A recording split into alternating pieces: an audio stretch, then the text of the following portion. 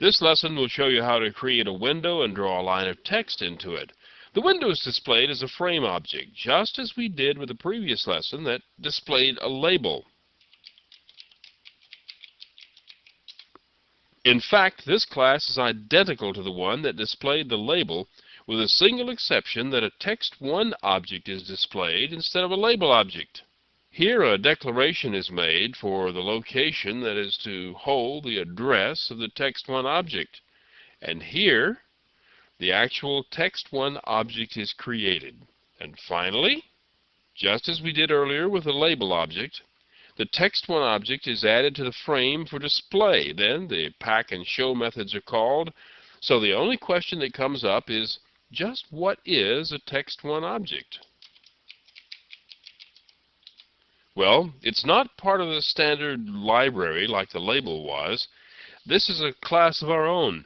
It's a very simple class. A canvas object is a displayable component, just like a label, except the canvas object doesn't do anything but provide a blank window and permission to draw graphics of our own. So, the text1 class extends the canvas class and adds a method to draw a single line of text.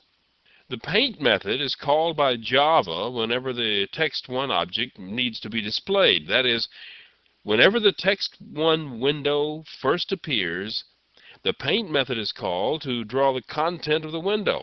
The paint method is called again whenever the window changes sizes or is uncovered from behind another window, or anything else happens that makes it necessary to redraw the window. All right, here's what happens. Inside Java, it's determined that for whatever reason, the window needs to be displayed. The window's cleared if it isn't already clear, and a graphics object is created. This graphics object contains the information on the window itself and all the methods and information you need to draw things to the window. Then a call is made to the paint method of the text1 object so the content of the window can be drawn.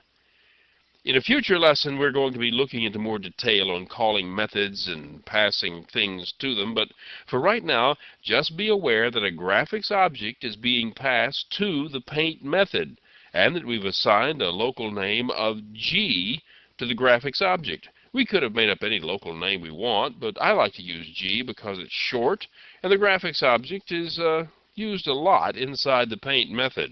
In this method, we don't do much in the way of graphics. We leave the background and foreground colors to whatever the default happens to be. We don't even check the window size or specify the font. We just display a string of text at a fixed location. Now, to specify the location of an item to be displayed, it is necessary to specify its X and Y position. The X position, which is the horizontal location, is the number of pixels from the left side of the window. The Y location is the vertical position. It's the number of pixels down from the top of the window. In this example, the location of the string is 50 pixels from the left and 100 pixels from the top. The constructor of the text1 class has only one statement. It's a call to set size. This method is of the canvas class, so it's inherited by text1. Actually, the canvas class inherited the method from the component class because the canvas class extends the component class. Anyway, the set size method specifies the original size of the window. Now, these two classes can be compiled with a single statement, like so. This command will actually compile every Java program in the current directory. You could just as well compile each class individually from the command line, but I kind of like to hand them all to the compiler and let it sort things out. Anyway, we wind up with a source file and a class file for each of our classes, and you can look at them with a dir command like this. Now we should be able to run the program with a single command like this.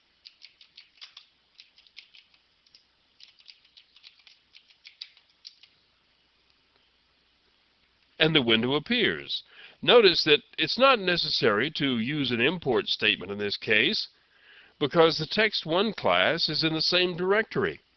Java will always look in the current directory to find names that you use. The import statement is only necessary if you want Java to find classes stored in other locations.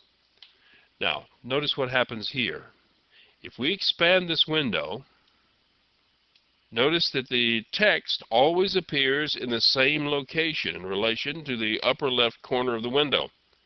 Now, in the next lesson, we're going to be looking into detecting the size of the window and positioning the text accordingly.